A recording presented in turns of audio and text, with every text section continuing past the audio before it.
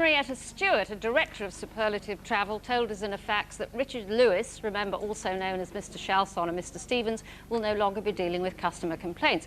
Later this afternoon, however, we received another fax, this time from the managing director of superlative, a Miss Kay Palmer, who says the company has been misrepresented by Watchdog, although she spelt misrepresented like this. I think that Mr. Lewis Chalson Stevens must have been helping her. Anyway, superlative have offered Dr. and Mrs. Perks 2 places on an Orient Express trip to the New Forest, leaving from Victoria. But, as the Perks point out politely, they live in Middlesbrough and will have to get to London under their own steam, so it's hardly worth it. OK? Now, back to you, Matt. Hi, Annie. I've got 2 of your favourite films of all time here. First of all, Sylvester Stallone in Judge Dredd, set in post-Holocaustic New York, and Sense and Sensibility, starring Kate Winslet and Emma Thompson. That's set in rural Dorset, 18th century. Which one would you say is the British film? Judge Dredd. Yeah, I thought you were going to say that. Typical. OK, you're absolutely right. And it's because it's got a certificate of Britishness from the government. To do that, it had to fulfil 3 criteria. Number 1, 92.5% of the footage had to be shot in the UK. Number 2, 80% of the crew had to be from Britain. And finally, crucially, the film company itself had to be British. Nothing to do with theme or content then.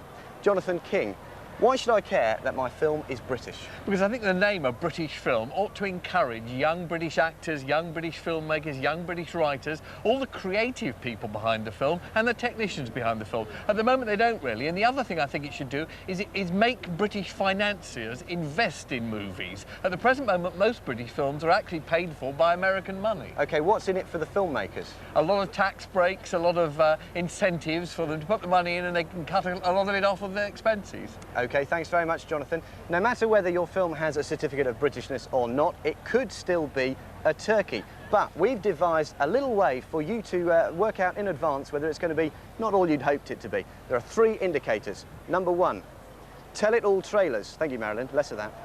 Tell-it-all trailers, 2.5 minutes of film advertisement in which all of the plot and all the characters are revealed. Our critics say, if it's all in the trailer, there's nothing left for the film.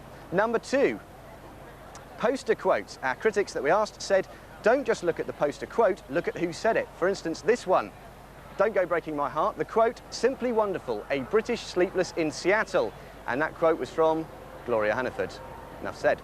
OK, and finally, Alan Smithy, an Alan Smithy film. Now, we're not knocking any one director. Alan Smithy is the name that directors use if they want to disown a film. Let's look at this one, Burn Hollywood Burn here.